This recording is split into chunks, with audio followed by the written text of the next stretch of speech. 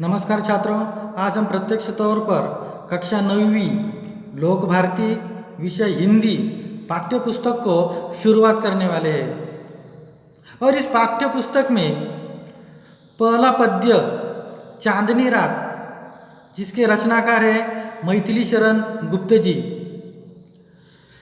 मैथिली शरण गुप्त जी का जो कुछ परिचय है उसके बारे में देखेंगे कि मैथिली शरण गुप्त जी का जन्म 3 अगस्त 1886 चिरगांव, झांसी, उत्तर प्रदेश में हुआ और मृत्यु 12 दिसंबर 1964। मैथिली शरण गुप्त जी के बारे में संक्षेप में जानने की कोशिश करेंगे कि यह खड़ी बोली के महत्वपूर्ण कवि माने जाते हैं। और प्रत्यक्ष तौर पर यह चांदनी रात, यह जो कुछ पद्य इसकी रचना जो इन्होंने की है, तो यह किसी एक घटना की प्रधानता होती है। यह खंड काव्य है और इसमें मानव जीवन की किसी एक ही घटना की प्रधानता होती है। प्रासंगिक कथाओं को इसमें स्थान नहीं मिलता। और प्रस्तुत जो कुछ यह अंश है, चांदनी रात पद्य का जो कुछ अंश है, यह पंचवटी खंड काव्य से लिया गया है। इसमें प्रकृति की तरह तरह की जो कुछ छटाएं हैं, यह मैथिली शरण गुप्त जी ने इस चांदनी रात पद्य में यहाँ चित्रित की है। और चांदनी रात का जो कुछ माहौल है, उसका जो कुछ जिक्र है, यह मैथिली शरण गुप्त जी ने किया है। प्रकृति की छटा, सुंदर रूप बड़े ही माधुर्य के साथ अभिव्यंजित उन्होंने किया है।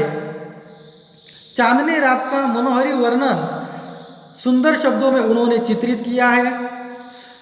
रात के वक्त यह चांदनी रात में कौन कौन से बदलाव होते हैं, कौन कौन से परिवर्तन होते हैं, इसके बारे में मनोहरी रूप से वर्णन मैथिली शरण गुप्त जी ने किया है। तो प्रत्यक्ष तौर पर कविता की पंक्तियों की ओर हम बढ़ेंगे। चारु चंद्र की चंचल किरणें खेल रही है जलथल में, स्वच्छ चांदनी बिछी हुई है अवनी और अंबर तल में।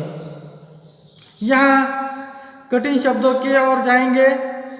चारु यानी कि सुंदर, चंचल शांत न हो, जल यानी कि पानी, थल भूमि, अवनी यानी कि पृथ्वी, अंबर यानी कि आकाश। तो देखिए छात्रों, यहाँ मैथिली शरण गुप्त जी, कवि मैथिली शरण गुप्त जी कहना चाहते हैं कि चारु चंद्र की चंचल किरणें खेल रही है जलथल में। यह चंद्र कैसा है? सुंदर है। और उसकी किरणें कैसी है? चंचल है। मतलब इस चंद्र की जो कुछ सुंदर तथा इनकी जो कुछ सुंदरता है, चंद्रमा की जो कुछ सुंदरता है, यह जल में और थल में खेल रही है। मतलब पानी में और पृथ्वी पर खेल रही है। और चांदनी रात में आकाश में सुंदर चंद्रमा शोभायमान है। उसकी चंचल किरणें झिलमिल झिलमिल करती हुई अटखेलियां कर रही है। और ऐसा लगता है कि जैसे वे जल और जमीन के साथ खेल रही है, ऐसा प्रतीत होता है। अगली पंक्तियां, स्वच्छ चांदनी बिछी हुई है अवनी और अंबर तल में।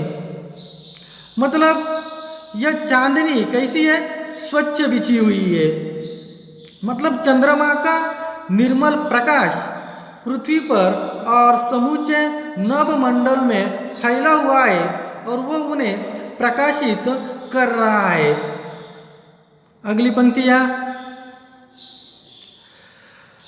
पुलक प्रकट करती है धरती हरित तृणों की नोकों से, मानो झूम रहे हैं तरु भी मंद पवन के झोंकों से।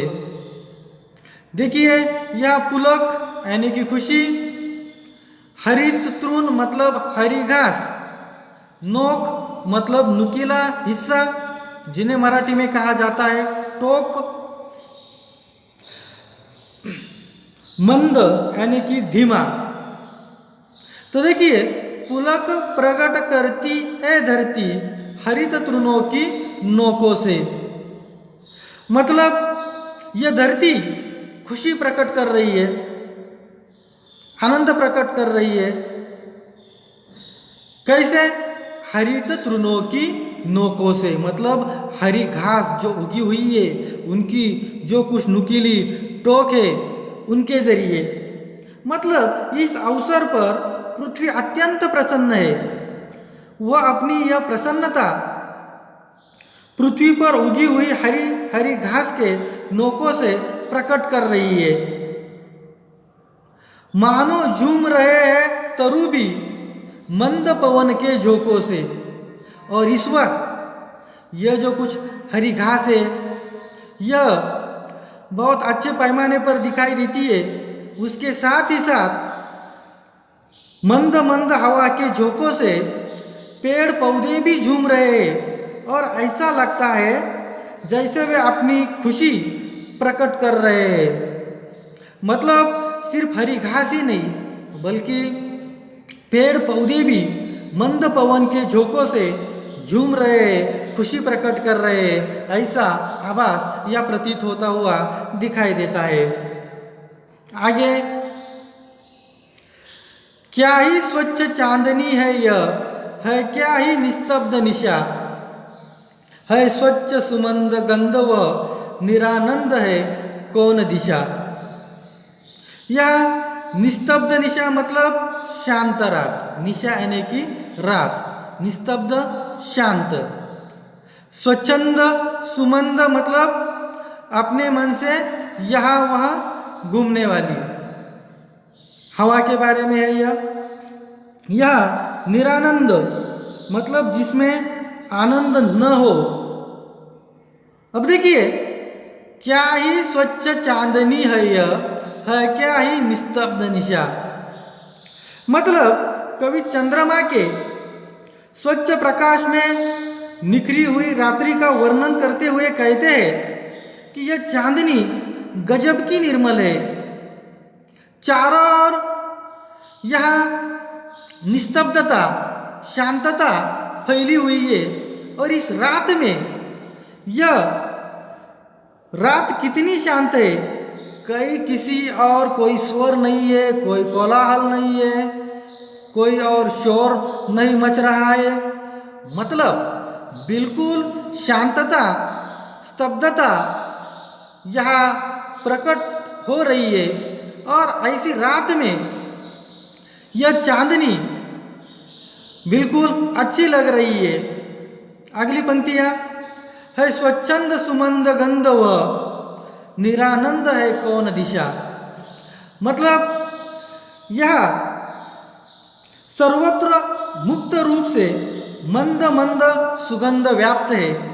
कोई भी दिशा ऐसी नहीं है कि उस दिशा की ओर आनंद का माहौल न हो, उस दिशा में खुशी न हो, ऐसी एक भी दिशा नहीं है। चारों ओर इन दिशाओं में जो कुछ खुशी का माहौल है, आनंद है, वह दिखाई देता है। अर्थात सर्वत्र आनंद ही आनंद है इस चांदनी रात में। आगे, बंद नहीं अब भी चलते हैं नियति नटी के कार्यकलाप, पर कितने एकांत भाव से, कितने शांत और चुपचाप। देखिए यह कठिन शब्दों के अर्थ। नियति भाग्य, नटी यानी कि अभिनेत्री जिन्हें कहा जाता है, यह अर्थ दिया है रात्रि रूपी नर्तकी। कलाप मतलब गतिविधि, एकांत भाव मतलब बिल्कुल शांत भाव। तो देखिए कवि यह कहते हैं कि चांदनी रात में कोई भी गतिविधि बंद नहीं है। रात्रि रूपी नटी के जो कुछ सारे कार्यकलाप है अब भी पहले जैसे चल रहे हैं। और गतिविधि बंद न होने के कारण यह भाग्य के नियति के जो कुछ कार्यकलाप है वह निरंतर बदस्तूर जारी होते हुए यहाँ दिखाई देते हैं। कैसे? पर कितने एकांत भाव से, कितने शांत और चुपचाप। मतलब विशेषता यह है कि यह सब कुछ कैसा चल रहा है, यह रात्रि रूपी नियति नटी का जो कुछ कार्यकलाप है कैसा चल रहा है, बहुत ही शांत ढंग से एकांत चल रहा है, एकांत भाव से चल रहा है, चुपचाप चल रहा है। कोई और कोलाहल नहीं है, बिल्कुल निस्तब्धता के साथ, बिल्कुल शांतता के साथ चांदनी रात में नियति नटी के जो कुछ कार्यकलाप है यह जारी है। छात्र मित्रों, आज इस कविता में इतना ही। कविता का अगला हिस्सा अगली तासिका में। तब तक धन्यवाद।